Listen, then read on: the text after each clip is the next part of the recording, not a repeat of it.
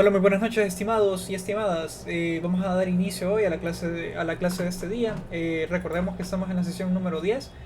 Son 15 sesiones, entonces ya vamos a dos tercios del curso avanzando. Entonces, ¿qué es lo que vamos a qué es los temas que vamos a estar viendo hoy? Aquí tenemos la tabla de índice, vamos a estar viendo el álgebra relacional, que son los fundamentos de cómo se fundamentan realmente las bases de datos relacionales. Ahí vamos a ver quién realizó toda esta teorización. Entonces prácticamente todas las bases de datos relacionales que existen se basan en esta teoría que creó Edgar Codd hace muchísimo tiempo, allá por los 70 más o menos. Un paper que sacó, él trabajaba en IBM. Luego de eso vamos a ver los modelos de datos, vamos a ver algo que se llama la arquitectura de triple esquema.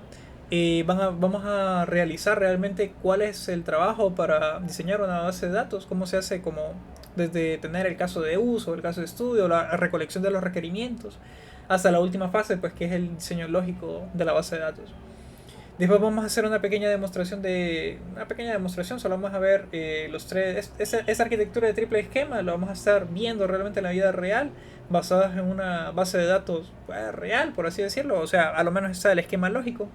Y después de eso vamos a ver algo que se llama la fase del diseño de una base de datos.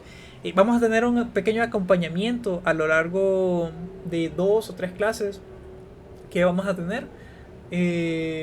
Vamos a estar viendo un caso de estudio y basado en ese caso de estudio pues vamos a seguir un modelo. Primero vamos a tener la parte de la recolección de los datos, luego de eso vamos a tener un diseño de base de datos hasta llegar hasta un esquema lógico.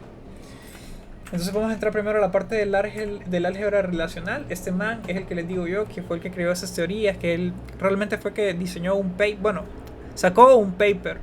Entonces a partir de ese paper pues hablaba del álgebra relacional. Después vinieron personas, empezaron a leer pues el estudio de este señor, les pareció bastante interesante y bueno, de ahí surgieron estas cuestiones de las bases de datos relacionales.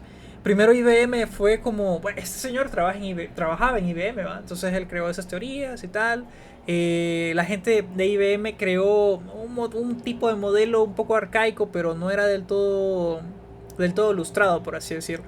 Entonces, a medida que iba pasando el tiempo, pues la gente de Oracle, bueno, no existía Oracle como tal, pero se consiguió en esa época y ellos fueron como los primeros que crearon pues un sistema de base de datos relacional. Entonces el álgebra relacional pues es simplemente un conjunto de operadores sobre el modelo relacional propuesto por este señor de acá, Edward Codd. Ese conjunto de operadores nos permiten expresar consultas sobre nuestro modelo. El álgebra relacional es la base sobre la que, la que se sustentan los lenguajes de consultas como el SQL, ya que todas las expresiones que veamos más adelante de SQL pues se basan en la lógica del álgebra relacional. Esas son como las bases, ¿va? O sea, para hacer ecuaciones diferenciales necesitamos un poquito de álgebra, pues, de álgebra o de cálculo. Entonces estas son las bases y por eso es importante, he considerado yo dentro de este taller que es importante verlo. Lo vamos a ver de forma bien sencilla, porque nuevamente existen pues infinidad de teorías, ¿va? Entonces estos solo son como las bases nada más. Esto es como una orientación, ¿sí? Entonces pues, primero vamos a ver las operaciones básicas. Las operaciones básicas pues son operacionalmente completas y permiten expresar cualquier consulta sobre las bases de datos. Cada operador del álgebra acepta uno o dos relaciones y retorna pues una relación como resultado. Entonces tenemos estas dos operaciones de acá, que estas dos operaciones pues son operadores unarios. Existen dos tipos de operadores, de operaciones, ¿va? Los unarios y los binarios. Los unarios pues se refieren simplemente a una sola operación y los binarios pues son operaciones un poco más complejas. El resto de operadores que vamos a ver pues son operadores binarios. Entonces, por ejemplo, los que tenemos allá era el de selección y el de proyección. Ese es el de selección y ese es el de proyección. Entonces el de selección, que está simbolizado por medio de este símbolo griego, permite seleccionar un subconjunto de tuplas de una relación R. Todas aquellas que cumplen la condición o condiciones de P, pues esto es de esta forma de acá. Y aquí tenemos un pequeño ejemplo, aquí tenemos como otra ejemplificación de los operadores que se pueden utilizar, o sea, los operadores relacionales. Entonces el ejemplo es este, tenemos la relación de alumno y queremos sacar todos los alumnos cuyo apellido sean blanco. Para la gente que tiene experiencia en la base de datos, pues este operador de selección pues vendría siendo como una especie de where, donde tenemos el select y tenemos como la condición. Por ejemplo, viéndolo así, tenemos como ah, un, una tabla de Excel. Entonces, por ejemplo, queremos seleccionar aquellos datos o buscar aquellos datos que tengan pues todo, o sea, bajo la tabla de alumnos, buscar todos los alumnos que tengan los apellidos de blanco. Entonces va a traer todas las tuplas, ¿va? Recordemos que dentro de la nomenclatura del álgebra, del álgebra relacional o del modelo relacional, mejor dicho, las tuplas son precisamente pues las filas, ¿sí? Todo esto, por ejemplo, si tendríamos, vamos a ver si tengo Excel por acá. Entonces una tupla prácticamente son el conjunto de valores que se encuentran pues delimitados por toda esta fila. Entonces toda esta fila de acá es una tupla, esto es una tupla, esto es una tupla y esto es una tupla y así, en consecuencia. Entonces la expresión condicional P puede ser cualquier combinación booleana donde podamos encontrar operadores como el I lógico y el O lógico combinados con operadores pues de menor, mayor, menor, mayor igual, bueno, todos los que ustedes conocen, y los de negación también, ¿sí? Tenemos el de proyección, pues este permite extraer columnas o atributos de una relación, dando como resultado un subconjunto vertical de atributos de la relación. Esto es la proyección del subconjunto de A sub 1, A sub 2 hasta A sub n. ¿Cuál es el ejemplo de eso? Traducido toda esta cosa de acá. Traducido, pues ¿qué significa? Pues el ejemplo de esto, pues en el siguiente ejemplo vemos la proyección de los campos apellido, DNI, fecha de nacimiento, entonces un conjunto del total de campos de la relación alumnos. Por ejemplo, tenemos la base, por ejemplo eso que sea la columna B, perdón, la tabla alumnos, ¿sí? Entonces dentro de la tabla alumnos tenemos un montón de conjuntos. Fecha de nacimiento, por ejemplo. Aquí solo pide el apellido, el DNI, fecha de nacimiento. Pero recordemos que dentro de la tabla alumnos podemos tener múltiples columnas. Podemos tener el primer nombre, el segundo nombre, el apellido 1, el apellido 2, o sea, el segundo apellido, el primer apellido, el segundo apellido, podemos tener la fecha de nacimiento, podríamos tener el DNI, podríamos tener muchas columnas, o sea, podríamos tener pongámosle por ejemplo unas 10 columnas. Entonces, ¿en qué es lo que nos ayuda esa operación de proyección? Bueno, que de este conjunto de columnas que tenga mi tabla alumnos, yo voy a escoger específicamente las que yo quiera, o sea, los datos que yo quiera. En este caso, esta gente escoge solo 3 datos nada más, o sea, así que a esa gente solo le interesa el apellido, el DNI y la fecha de nacimiento. Eso es todo lo que ocupa. Entonces, este operador de acá nos ayuda precisamente a eso, solo a escoger realmente las columnas que yo necesito para visualizar. Ahora pasamos a la parte del producto cartesiano. Entonces el producto cartesiano entre dos relaciones se escribe de la siguiente forma: R por S, y su resultado se trata de una combinación de todas las tuplas de R con cada una de las tuplas de S. Sus atributos se corresponden a los de R seguidos por los de S. Eso traducido, ¿qué es lo que significa? En el siguiente ejemplo se obtendrá como resultado cada una de las tuplas de la relación alumnos junto con las tuplas de la relación universidad, mostrando primero los atributos de la relación alumnos seguido por las tuplas de la relación universidad. Entonces, por ejemplo, tenemos, bueno, aquí dice que tenemos dos columnas diferentes, ¿verdad? La columna B, perdón, dos tablas, la tabla de alumnos y la tabla de universidad. Entonces, por ejemplo, la tabla de universidad va desde la A, por ejemplo, hasta la G, la tabla B de columnas, perdón. Y por ejemplo, la de alumnos va desde la columna A, por ejemplo, hasta la columna D. Entonces aquí tenemos 1, 2, 3, 4 columnas, y aquí tenemos 1, 2, 3, 4, 5, 6, 7 columnas. Aquí tenemos 7 columnas, y aquí tenemos 4 columnas. Esta operación de acá, a nivel de coste computacional, es lo peor que puede existir. Es lo peor que puede existir. Porque, por ejemplo, si aquí tenemos al final 1000 tuplas y aquí tenemos 1000 tuplas, sería la combinación de cada una de las tuplas contra las 1000 tuplas que existen en la universidad. Entonces la tupla 1 sería versus las 1000 tuplas de acá. Y así sucesivamente. Entonces sería 1000 al cuadrado, que es una barbaridad de tuplas al final. Que realmente esto es innecesario porque imagínense ustedes la duplicidad que existe en cada una de las columnas. Entonces esta operación existe. Vamos a ver más adelante que hay otros operadores que se pueden como ir combinando. Y ustedes podrían pensar, por ejemplo, que se podría combinar el producto cartesiano, por ejemplo, o sea, para tener como encontrar tuplas o columnas que sean que tengan como, por así decirlo, no, mejor no, voy a explicar eso más adelante. Pero eso tienen que ser conscientes ustedes que esto en la vida real jamás se usa realmente. Pero imagínense ustedes hacen esto en una base de datos de un banco que tiene millones de registros, entonces un millón de registros versus contra otro millón de registros, pues se van a mamar el servidor y van a tener problemas con su jefe. Entonces, aquí vamos ya con otras operaciones que son un poquito más complejas, que no son unarias realmente, que ya son binarias o un poquito más, que tienen entidades. Bueno, este incluye dos entidades, al igual que esta, pero es diferente. Entonces, existe la unión.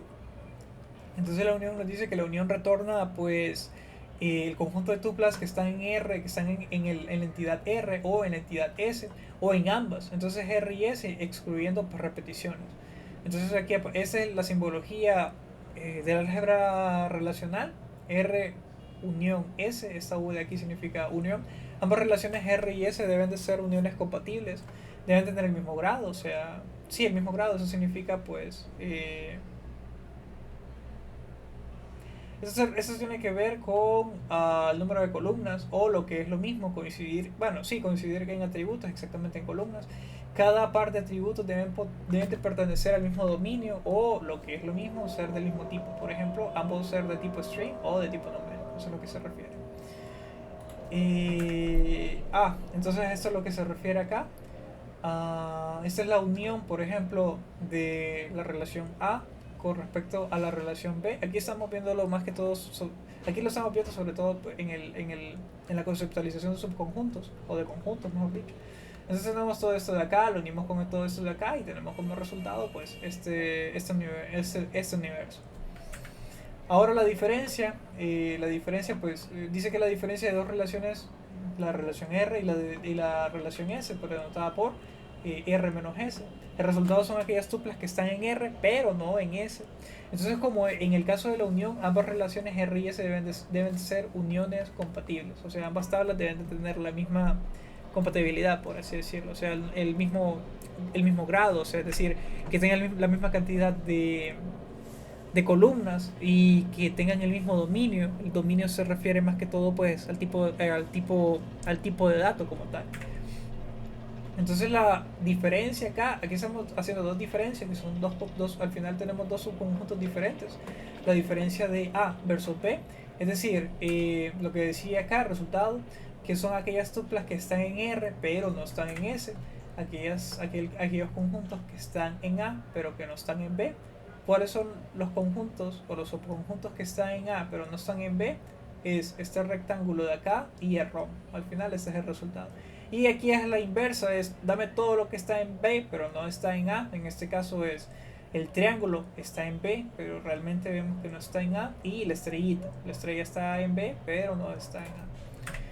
Entonces vamos a pasar a otro tipo de, siempre dentro de la nomenclatura del álgebra relacional, vamos a entrar a algo que se llaman las operaciones compuestas o derivadas.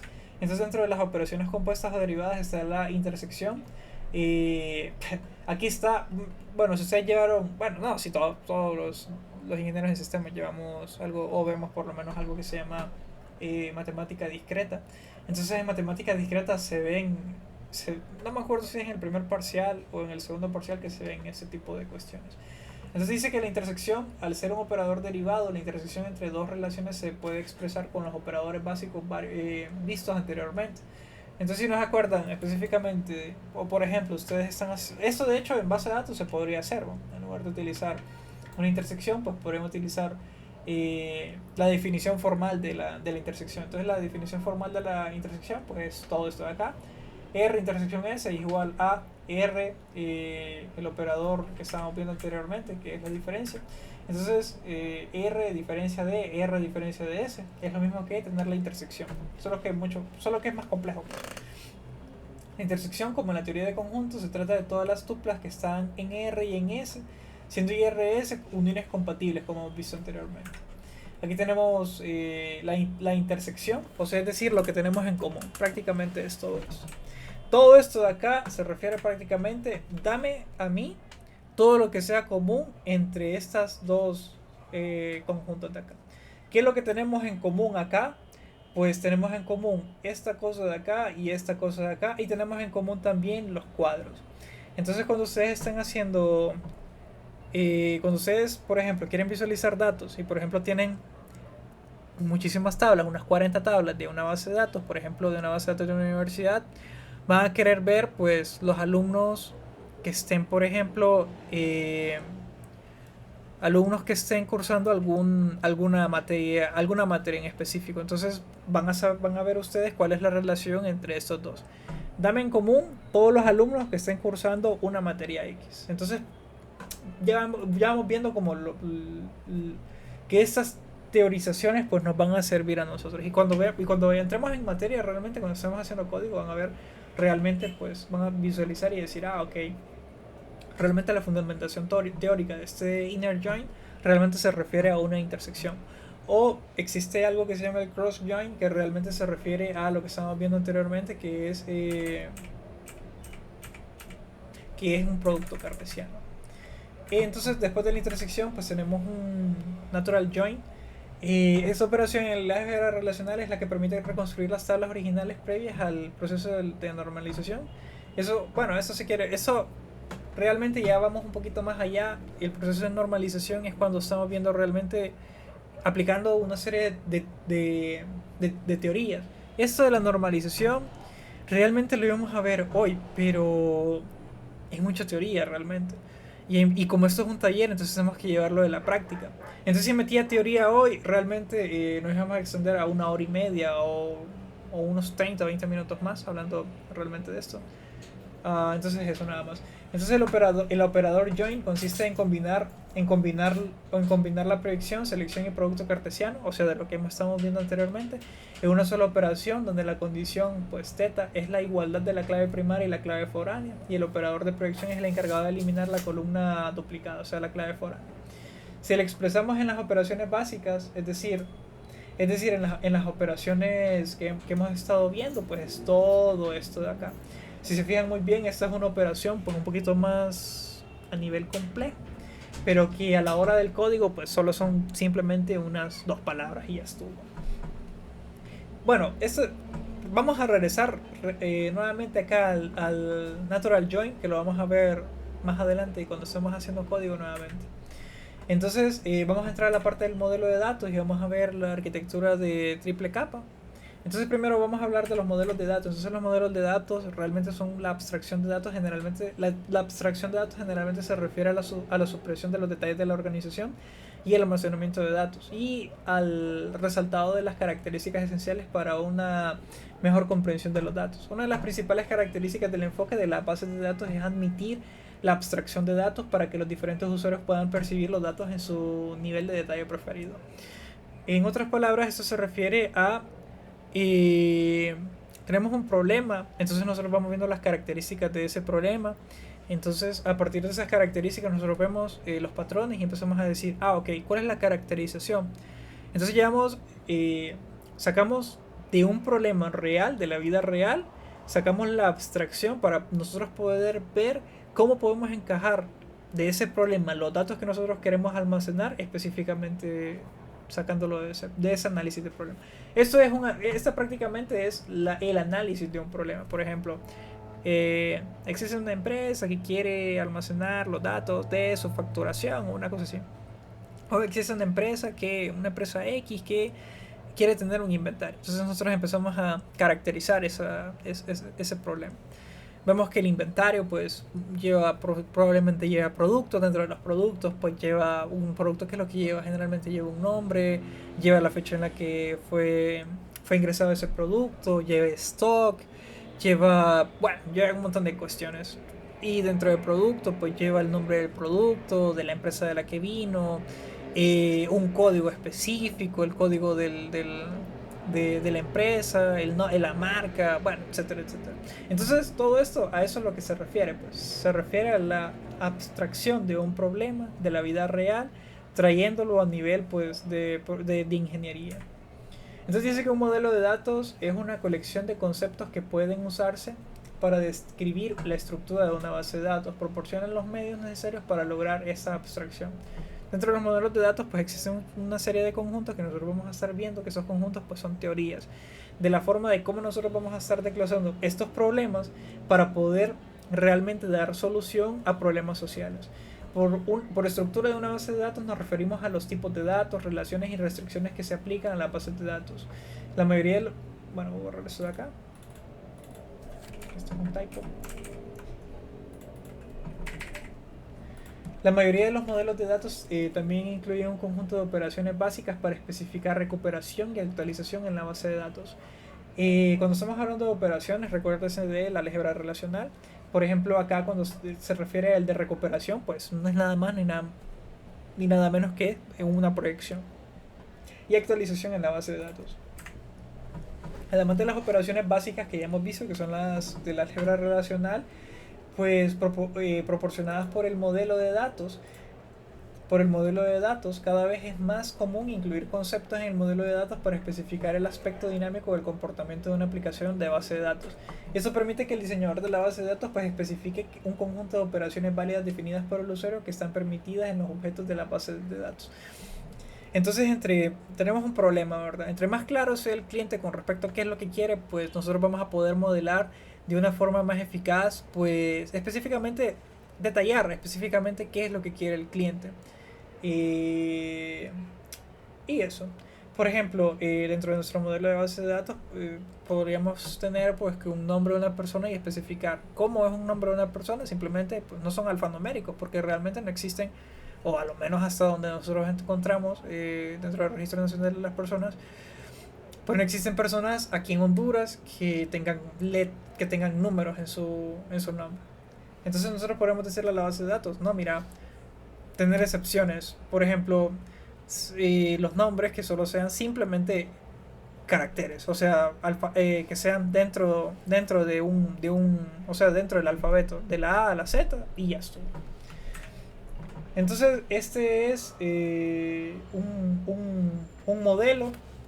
Entonces este modelo empieza desde el nivel externo y va hasta el nivel interno, y este es el nivel conceptual. Entonces en esta capa de acá, por ejemplo, vemos la parte de los usuarios que tienen una interacción con el esquema conceptual.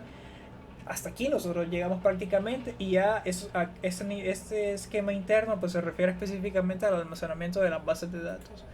Eso de acá, pues este ejemplo ya lo habíamos visto, que este ejemplo de acá pues es un modelo entidad-relación. Ya vamos a ver más adelante el esquema, la arquitectura de triple capa, que realmente es esta imagen de acá y esta imagen de acá. Luego deberíamos ir a esta imagen de acá. Precisamente este es cómo nosotros vamos a diseñar una base de datos. Este es como el esquema que nosotros deberíamos de seguir. Por ejemplo, cuando ya llegamos a otro nivel y nosotros queramos diseñar una base de datos, o deberíamos de regresar a estos conceptos, a este diagrama de acá. Entonces, por ejemplo, primero existe, pues, nos dan un problema, ¿verdad? Entonces nosotros dentro de ese problema nos llevamos con un cierto tiempo. En ese cierto tiempo nosotros lo que vamos a hacer es un análisis. Primero es la colección de los requerimientos, y a partir de esa colección de los requerimientos, es decir, nosotros vamos donde una persona y nos dice, ok, mira, tengo todo este problema. Nosotros vamos a empezar a hacer un análisis. ¿Para qué nos va a ayudar ese análisis? Ese análisis nos va a llevar específicamente para tener un diseño conceptual. Este forma parte de nuestro diseño conceptual. Acá prácticamente ya hemos hecho una abstracción de todos los elementos que se encuentran dentro del caso de estudio. Por ejemplo, ese diagrama de acá, que es un diagrama entidad-relación, que corresponde a la nomenclatura de Peter Chen. Entonces este diagrama de acá corresponde a un problema que se ha dado dentro de una base de datos de una compañía. Entonces vemos que esa compañía pues tiene empleados, tiene departamentos, tiene proyectos, y también tiene pues bueno, solo eso podríamos ver por acá, porque estos rombos de acá son relaciones. Entonces vemos que los empleados tienen una serie de características, tienen nombre, tienen dirección, tienen salario, tienen sexo, tienen fecha de nacimiento, y tienen lo que nosotros seríamos acá, pues el DNI. También vemos que dentro de los empleados pues existe una relación que sería el gerente, y así sucesivamente. Entonces esto forma parte del diseño conceptual. Nosotros no vamos a llegar realmente al diseño conceptual si no hemos partido de un análisis previo o de una colección de requerimientos. Nosotros no nos podemos inventar un problema y llegar a un lugar cualquiera y decir, aquí está la solución. Nosotros tenemos que partir de un problema. Entonces, para poder tener un diseño conceptual correcto y conciso, nosotros necesitamos que la persona que está hablando respecto de este problema pues sea claro. Entre mayor claridad tenga, pues el diseño conceptual se va a pegar realmente a esas necesidades. Claro, dentro de un caso de estudio deben de existir objetivos específicos, objetivos generales y deben de existir objetivos específicos. Este diseño conceptual realmente responde a esa necesidad o a esos objetivos específicos. Después de esto vamos pasando prácticamente a un diseño lógico. Ese diseño lógico se refiere ya a la parte de la estructura de la definición de la base de datos, que eso está dentro de los statements, que serían los lenguajes de una base de datos. Y luego ya está el diseño físico, que el diseño físico realmente pues eso se refiere a un esquema interno, que esto pues nosotros no lo vemos porque están dentro del sistema gestor de base de datos. Y es el que se recuerdan a la metadata, pues la metadata es la que contiene prácticamente ese diseño físico de la base de datos, que está pues al final en archivos físicos dentro de un disco duro. Entonces este es como, bueno, ellos lo llaman el minimundo. Dentro del minimundo podría ser como un conjunto de personas que se encuentran dentro de una empresa. Luego de ese conjunto de personas puede existir los gerentes que tengan problemas. Ellos nos hablan de los problemas. Mira, necesito que me diseñes una base de datos para esto y esto y esto y esto. Nosotros vamos a hacer un análisis. A partir de ese análisis nosotros vamos a tener un diseño conceptual. Que cuando hablamos de diseño conceptual, pues es propiamente los diagramas nada más ni nada menos. El diagrama de entidad-relación, el diagrama relacional, que es más apegado a un modelo de base de datos. Después venimos a la parte del diseño lógico y por último el diseño físico. El diseño lógico es precisamente el código, no nada más ni nada menos que el código. Y por último tenemos el diseño físico, que es cuando ya lanzamos nuestros statements a el CLI de nuestra base de datos. Y aquí pues nos hablan de otras cuestiones más, el análisis funcional, el diseño de la aplicación del programa, que estas cuestiones pues se refieren más como a otra parte. Por ejemplo, si ustedes están diseñando una base de datos para un aplicativo web, pues esto se refiere más que todo pues al análisis de la aplicación. Si están en la parte del backend, dependiendo de la arquitectura que estén aplicando, pueden ser una arquitectura por microservicios, y la gente que se va a encargar de hacer del lado del frontend pues va a trabajar con un marco de referencia pues ahí, etcétera, etcétera. Y eso nada más. Y después por último pues toca la parte de la implementación, que sería la integración pues, de todo esto de acá. Entonces vamos a la parte de la demostración. La parte de la demostración se refiere propiamente pues... se recuerdan del minimundo, ¿verdad? O sea, primero la recolección. Esa de acá lo vamos a saltar. Vamos a pasar primeramente a la parte del diseño conceptual. Después de esto al diseño del diseño lógico y después la parte física. Entonces el diseño conceptual tenemos por acá. Ese es el diseño conceptual de la base de datos. Esta base de datos pues para decirles es como una especie de agenda, donde la agenda pues va a tener categorías. Por ejemplo, si por ejemplo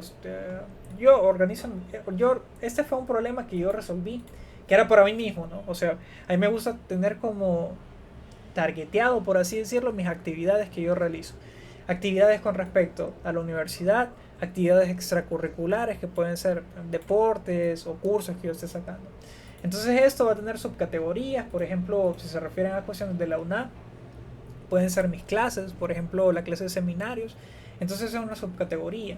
Y dentro de la subcategoría pues existen actividades también. Esas actividades, por ejemplo, seminario puede ser la investigación o la culminación del marco referencial o del marco teórico de la investigación que yo estoy realizando. Entonces dentro de esta actividad pues tengo por ejemplo observaciones, que las observaciones serían pues a lo que se refiere de qué era lo que yo estaba haciendo con esa actividad, el tiempo que yo me tardé en esa actividad. Puede ser que yo destine 1 o 2 horas para realizar esa actividad.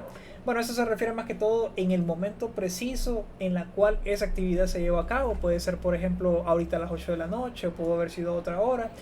y también pues el tiempo que yo dediqué a esa actividad. Entonces eso se refiere precisamente, entonces esto de acá se refiere específicamente a este concepto de acá, al diseño conceptual. ¿Cuál es el diseño lógico de esta base de datos? Que es esto de acá.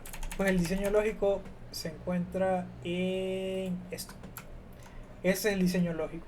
Ya precisamente convertido, vamos a ver, este modelo de acá, que contiene pues tres tablas o tres entidades, que es la entidad de categoría, la entidad de, bueno, yo lo denominé de focus, pero realmente es como las actividades, y la actividad de subcategorías que tienen relaciones, ¿no? Tienen relaciones. Una categoría pues puede tener múltiples subcategorías, y una subcategoría pues tiene múltiples actividades.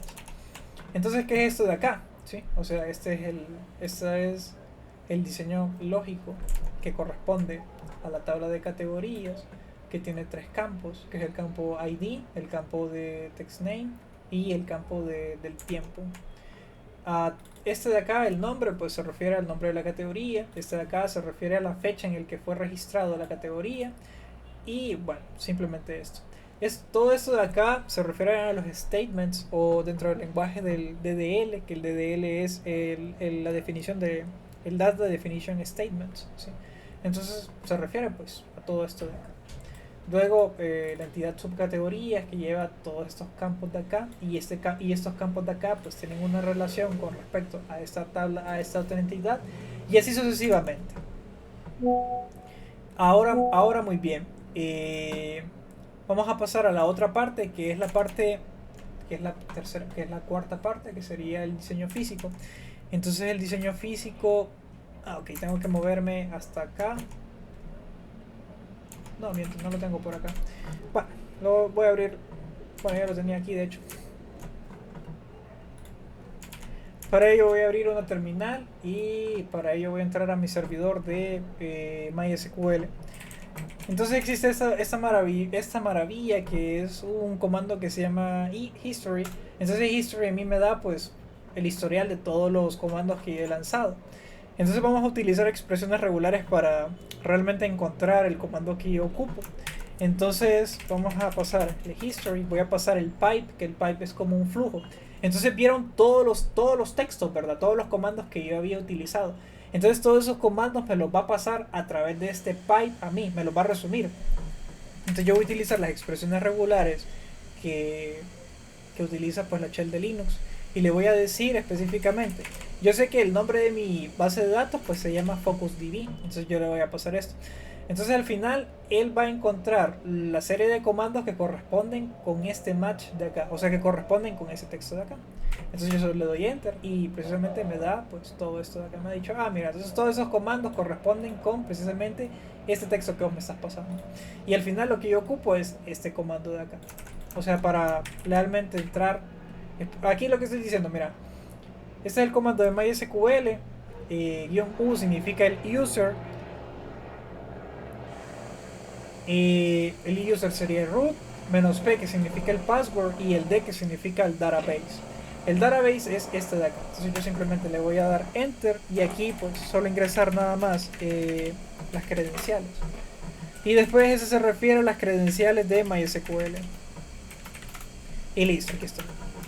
Entonces yo le doy acá el comando de show tables, y ahí precisamente aparece pues la serie de comandos que corresponden a las tablas que yo tengo.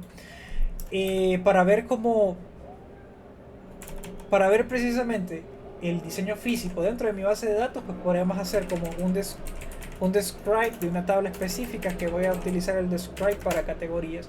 Entonces aquí ya me describe, aquí ya me da como el diseño de cómo está internamente esa tabla. Entonces aquí aparecen los campos, aquí me aparece el type, que se refiere al dominio. Aquí me empieza a hablar de casos, por ejemplo, si acepta nulos, o sea, si acepta campos vacíos dentro de estos campos. Las llaves que se refieren a las relaciones que existen entre las entidades.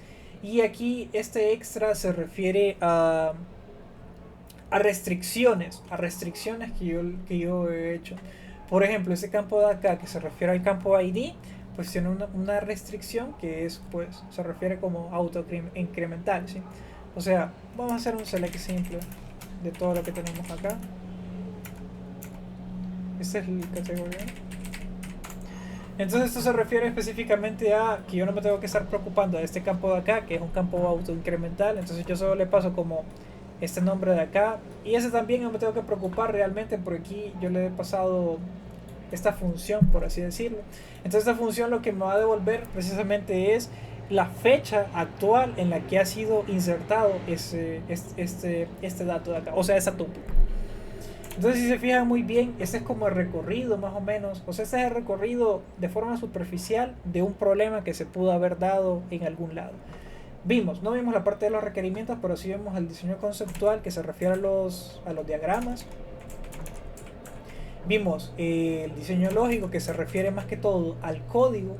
Y también vimos el diseño físico que se refiere pues a cómo está estructurado dentro de mi base de datos. Entonces, por ejemplo, realmente también podríamos ir a ver los archivos que se encuentran dentro de mi servidor de base de datos. Estos jamás van a poder acceder, ¿verdad? Dentro de un servidor. Pero no recuerdo dónde están específicamente, pero creo que se encuentran creo que se encuentran dentro de los binarios.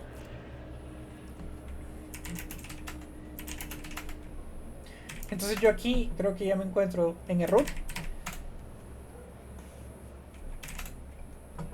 Ya me encuentro en el root, entonces creo que eso se encuentra en... Creo que SQL está instalado acá. No. Vamos a ver... Bueno, en los binarios.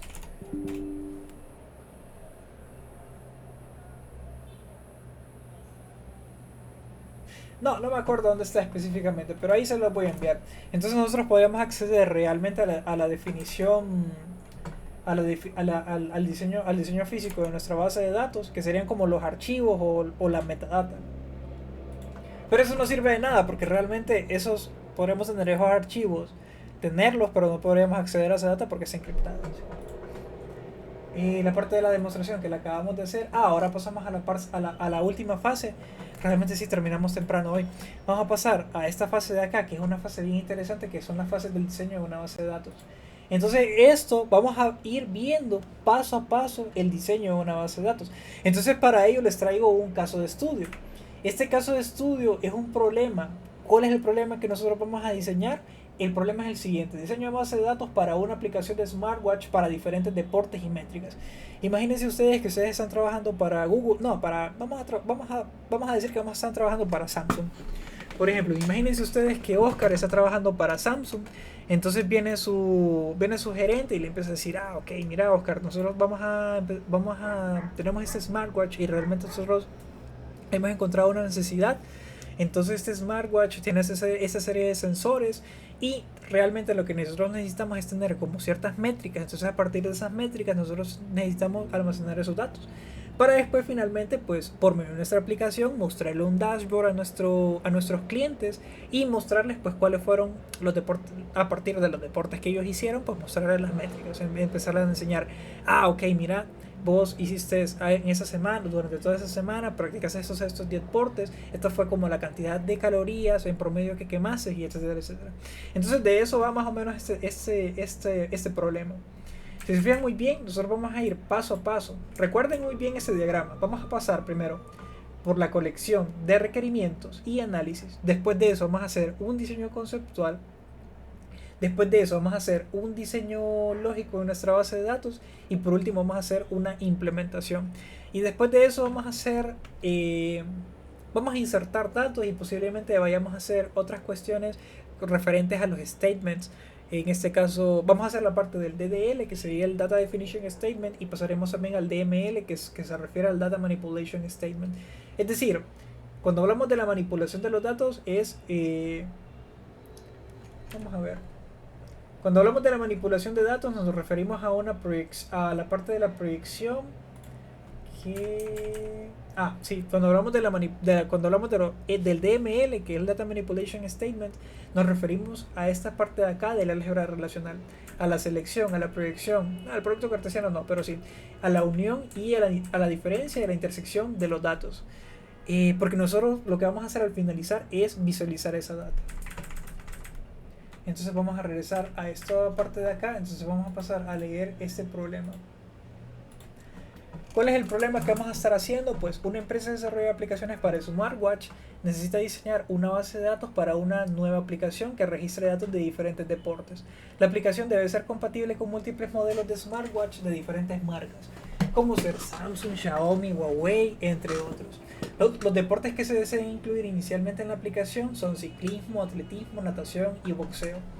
Veamos muy bien que aquí nosotros como programadores debemos de ver a largo plazo y pensar, ok, eso significa que nosotros probablemente surjan otras marcas más adelante que van a querer también incluirse aquí, empezar a realizar smartwatch. Algunas de las métricas específicas para cada deporte pues son las siguientes. Este de acá es como un ejemplo así medio más o menos de lo que se quiere al final. Si se recuerdan muy bien, yo les estaba hablando de un dashboard, entonces al final lo que desean ver los clientes pues es específicamente pues un dashboard. El dashboard va a contener una serie de métricas, que esas métricas corresponden a cada uno de los deportes, porque cada deporte pues tiene métricas diferentes. Entonces así se debería de ver más o menos. Dentro de los deportes que vamos a estar recolectando información, pues es del ciclismo. Entonces, ¿qué es lo que requiere acá? Distancia recorrida, tiempo de recorrido, velocidad promedio, altitud máxima alcanzada, calorías quemadas y ruta del GPS. Del atletismo, la distancia recorrida, tiempo recorrido, ritmo promedio en minutos por kilómetro, número de pasos dados, frecuencia cardíaca promedio y ruta del GPS. Natación, distancia medida, tiempo de natación, estilo de natación, puede ser libre, braza, mariposa, espalda. Eso de acá a nosotros sí nos interesa porque quien va a dar estas métricas al final pues es la serie o conjunto de sensores que tiene que contiene nuestro smartwatch. Número de vueltas que realizó el man, o sea, es decir, la distancia, las calorías quemadas y la frecuencia cardíaca promedio. Y el siguiente, que es el cuarto, que sería el boxeo, pues el número total de golpes lanzados, el número de golpes acertados, el número de golpes recibidos, la intensidad del golpe, si es leve, si es moderado, si es fuerte, y por último, pues las calorías quemadas. Y las consideraciones finales para esto, pues además, la aplicación debe ser capaz de almacenar datos de múltiples usuarios que utilizan diferentes modelos de smartwatch, lo que estábamos hablando, que puede ser que existan pues marcas diferentes. Ya mencionamos algunas que son Huawei, que es Samsung, que es Xiaomi, puede ser otras marcas también como OnePlus, creo que es otra marca. Nokia también se podría meter a este rollo. O sea, estamos delimitando ahorita Android, ¿verdad? Porque diseñar y desarrollar algo para iOS, pues eso es otro mundo. Poder registrar datos de varios deportes y mantener un historial de sus actividades.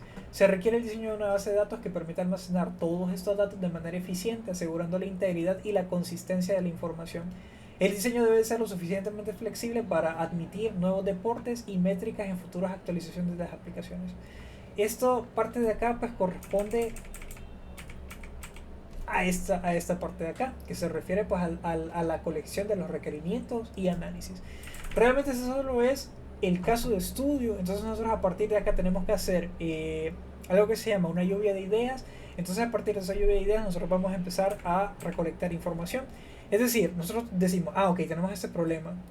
¿Cuáles son las tablas o las entidades que yo reconozco acá? A partir de esas entidades que yo reconozco, ¿cuáles son los atributos que pertenecen a cada una de esas entidades? Ok, está bien. A partir de las características de estas entidades, ¿cuáles son los dominios a los que pertenecen cada una de esas características? Eso forma parte del análisis. Y eso es algo que nosotros vamos a estar haciendo de forma unida, ¿sí? O sea, vamos a ir juntos construyendo esta solución. Si ustedes se quieren adelantar y empezar a construirla, no hay ningún problema. Claro, falta todavía un poco de teoría que tenemos que abordar, que la vamos a abordar mañana, que es la parte de la normalización y otros conceptos más de la conceptualización del modelo relacional. Pero hasta acá llegamos, entonces espero que les haya gustado. Esta es la parte de la recolección de los datos. Entonces con esto de acá terminamos pues la clase del día de hoy. Así que muchísimas gracias. Hoy sí terminamos temprano.